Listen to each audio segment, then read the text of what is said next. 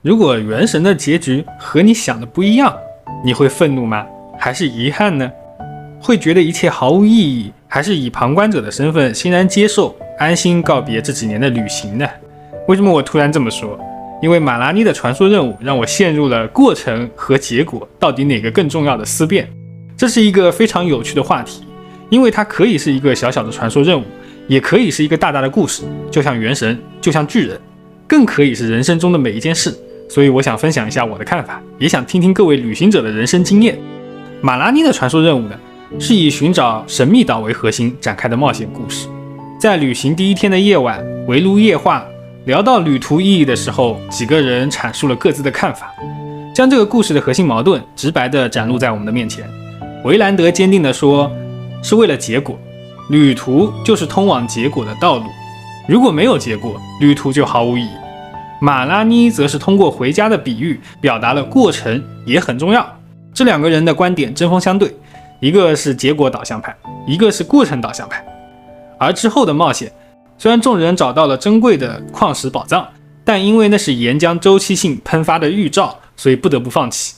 回到起点之后，因为火山粉尘和雕像涂料的反应，众人得到了神秘岛的真相。其实那就是流泉部落初代首领设置的一个历练挑战，目的是为了让后来的人在这趟探险中感悟到过程的意义。也就是说，真正的目的不在于到达神秘岛，而是收获人和人之间的信任与羁绊。所以故事的最后，维兰德在众人的开导下，放弃了自己固执的结果论想法，收获了自己旅途的意义。从故事中的暗示来看，这个意义可能就是卡加的陪伴吧。那么这是一个过程论说服结果论的故事，但是结果真的不重要吗？探险小队为什么会成型？就是因为他们每一个人都有自己想要的结果。旅行者和派门是为了满足好奇心，也是为了宝藏。马拉妮除了向导的职责，还因为自己也想抵达神秘岛，证明自己的老师其实并不差。卡加是为了陪伴维兰德，维兰德是为了学术研究。正因为每一个人都存在一个想要实现的结果，所以才产生了驱动力。从这点上来说，结果它并不是完全不重要。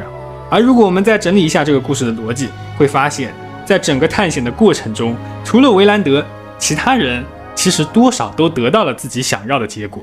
旅行者和派蒙满足了好奇心，马拉妮到达了神秘岛，知道自己老师其实也到过，所以也算是证明了自己的老师并不差，解开了心结。卡加本身就是赢家，还成功劝阻了维兰德不顾生命的冒险，并且开启下一个课题，可以说他是大丰收。所以这个故事是一群已经收获结果的人在劝解一个没有收获自己想要结果的人看开一些。这一瞬间，你是否会觉得所谓的过程论并站不住脚？因为过程论追求的过程何尝不是一种结果呢？我们这样一推理，是不是其实结果很重要嘛？没有想要追寻的结果，一切就不会开始；得不到想要的结果，就只能退而求其次。那么你是否觉得过程论其实就是一种求而不得的自我 PUA 呢？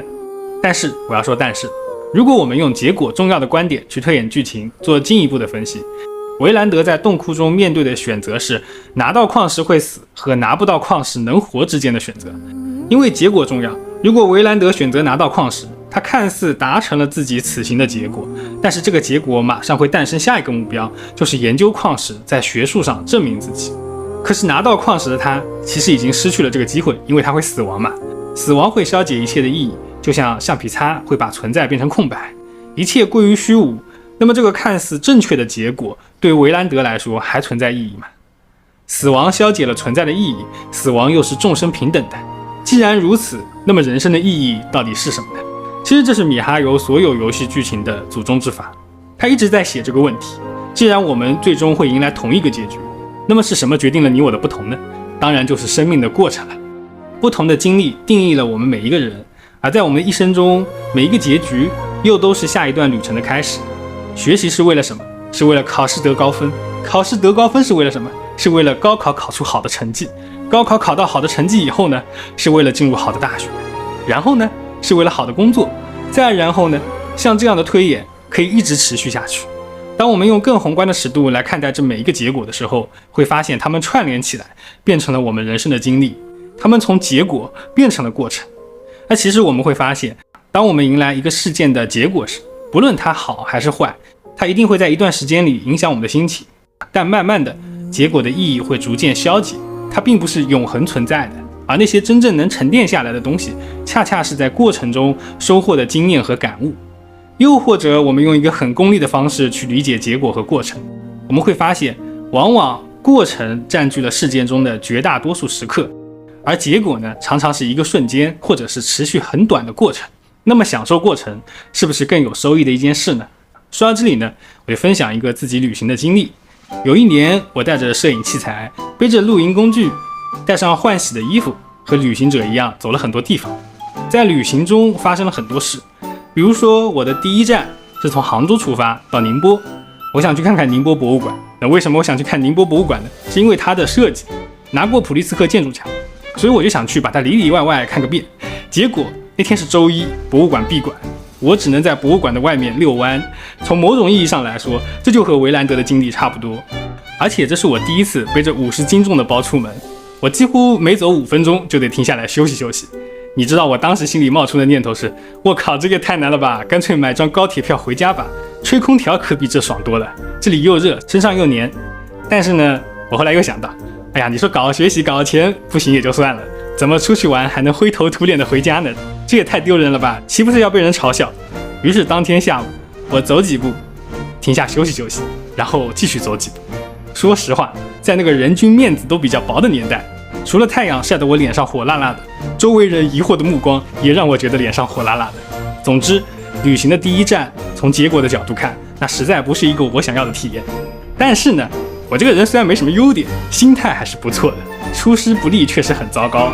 但在一下午的调整之后，我觉得旅行本身就是体验，体验嘛，肯定有好的也有坏的。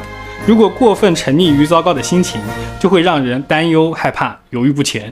所以在这长达1年的旅行中，我逐渐学会去享受过程，不管是糟糕的过程还是愉快的过程。它是山路上袜子里的泥浆，是被云层遮住的朝阳，是让人头疼到睡不着觉的高反，也是疲惫时突然出现的便车，是来自湖水边的搭讪，是抬头看到满天的星河。在旅行中，我逐渐学会体验各种遇到的人和事，而不是盲目的到一个地方看自己想看的东西。所以我说，过程其实也是很重要的。那么现在让我们回到开头的问题，如果原神的结局和你想的不同，你会怎么想？在我看来，结局无疑是重要的，看到结局是许多旅行者游戏的动力。如果你问为什么你还在玩原神，那你一定会得到一种经典的答案，就是我想见证怎样的结局才配得上这一路的颠沛流离。但是结局是否符合自己的想象，从某种程度上来说又没那么重要。一方面，故事的结局并非由玩家决定，所以一定存在意想之外的可能性。而如果故事的结局能被猜到，那是不是也会觉得有些太无趣了一些？另一方面，结局是否符合心意，并不会否定游戏的过程。入坑时候的惊喜，旅途的陪伴，经历的高光和落魄，褒奖与批判，都构成了玩家的游戏时光，也构成了原神这款游戏的评分。而就像很多玩家说的，蒙德里越是神，须弥开始越做越烂，那最后的结局其实也只是构成评分的一部分。所以结局是一个工具，是一个让玩家想要玩下去的工具，是一个给原神打分的工具，是一个用来告别原神的工具。在提瓦特的故事结束好多年以后，当玩家再回忆起那段旅行的时候，故事的结局一定不是评价原神的全部。这也是今天这一期我想要表达的观点。结果的重要性并不会消解过程的意义，而过程存在意义也不代表结果就不重要。只不过在现实生活中，我们常常被教育注重过程，不强求结果。比如说比赛重在参与，做事只要尽自己的努力就好。但是这个社会呢，又实打实的在用结果说话。小学决定初中，初中决定高中，高中决定大学，大学影响工作，工作影响生活。成绩不好，我们管你叫差生；收入不高，我们说这是失败的人生。这些结果决定论的表达方式，一直在给我们压力。就连玩游戏其实也是一样的。你看，你要是深渊满不了心，他们就会说，你游戏玩的不行。如果你没有抽某某人权角色，那你一定过上了失败的原生。你如果抽了某某某，那你就变成了小丑。当我们把这些话术一一整理出来的时候，你不觉得这其实也是一种 PUA 吗？在长期的影响下，我们习惯了用结果去定义意义，我觉得这是极端的。人生不如意之事十有八九，不是付出100%的努力就能获得100%的回报，是付出了80%的努力获得了60%的回报，甚至可能是10%的回报。但如果我们基于结果否定过程，就容易陷入迷茫和虚无中，而只关注过程不看结果，就很难评估努力的成效，容易失去方向。我们不聊向死而生这种遥远的哲学问题，我们只是把过程和结果当成辅助我们前进的工具去看，以此更平和地去面对人生中发生的和即将发生的事。那这就是马拉尼的传说任务引起的思辨。不知道各位对于结果和过程有什么自己的经验与心得呢？好的，那么这期就到这里，我是提瓦特地理，我们下期再见。